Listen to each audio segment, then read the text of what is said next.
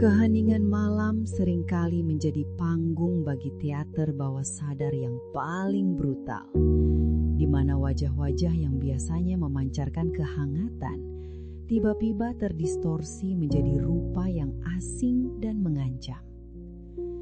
Fenomena di mana orang terdekat, baik itu pasangan, orang tua maupun sahabat karib, bertransformasi menjadi sosok musuh yang kejam dalam mimpi, bukanlah sekadar bunga tidur yang lewat tanpa makna, melainkan sebuah psychological tension yang menandakan adanya keretakan pada fondasi rasa aman di dalam batin manusia. Ketegangan ini muncul bukan karena kebencian yang nyata di dunia objektif, melainkan sebagai sebuah alarm eksistensial yang memaksa subjek pemimpi untuk mempertanyakan sejauh mana mereka benar-benar mengenal sosok yang mereka cintai, atau justru hanya mengenal proyeksi ideal yang mereka ciptakan sendiri. Ketika bayangan orang terkasih berubah menjadi monster, jiwa sebenarnya sedang mengalami guncangan hebat yang menuntut perhatian segera terhadap dinamika relasi yang selama ini dianggap stabil. Pertanyaannya kemudian, apakah kekejaman yang ditampilkan oleh sosok tersebut adalah representasi dari ancaman luar yang nyata, ataukah itu merupakan manifestasi dari sisi gelap yang selama ini Anda tekan jauh ke dalam palung kesadaran diri sendiri sebagai bentuk dari shadow projection yang gagal terintegrasi? Dalam khazanah ilmu Titen Nusantara, fenomena ini diklasifikasikan dengan sangat spesifik sebagai sasmita durjana atau isyarat tentang kehadiran energi negatif yang merusak harmoni domestik yang dalam literatur primbon sering dikaitkan dengan kedatangan Pancabaya. Leluhur kita melalui pengamatan selama ribuan tahun memahami bahwa setiap mimpi yang melibatkan memungsuh sedulur atau memusuhi kerabat dekat adalah peringatan akan adanya komunikasi yang tersumbat atau sumbat rasa yang jika dibiarkan akan memicu kehancuran tatanan hidup. Menurut perspektif Puspoyatnya, mimpi semacam ini dipandang sebagai bentuk komunikasi transendental di mana semesta memberikan sasmita bahwa ada pagar gaib atau perlindungan psikologis dalam keluarga yang mulai rapuh akibat pengkhianatan kecil yang tidak disadari atau rasa iri yang dipendam. Narasi historis dalam budaya Jawa mengajarkan bahwa ketika seseorang memimpikan orang terdekatnya bertindak jahat, ia harus melakukan laku prihatin untuk membersihkan diri dari residu emosional yang bisa memancing malapetaka nyata. Ini bukan tentang meramalkan bahwa orang tersebut akan benar-benar berkhianat, melainkan sebuah seruan untuk memeriksa kembali kejujuran dalam berinteraksi, karena dalam kosmologi Nusantara, apa yang terjadi di alam roso akan selalu mendahului apa yang termanifestasi di alam nyoto.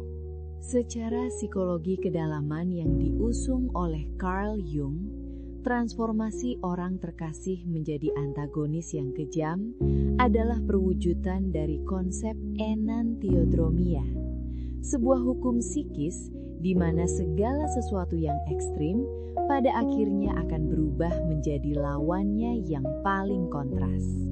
Ketika seseorang terlalu mendewakan atau sangat bergantung secara emosional pada orang lain tanpa melihat celah kemanusiaan mereka, alam bawah sadar akan mengkompensasi ketidakseimbangan ini dengan memproduksi citra shadow yang sangat gelap untuk menyeimbangkan persepsi sadar yang terlalu cerah.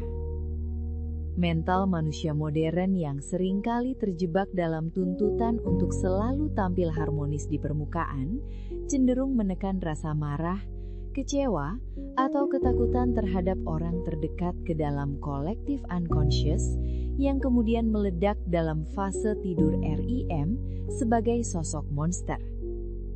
Mekanisme pertahanan otak ini sebenarnya adalah upaya penyembuhan diri.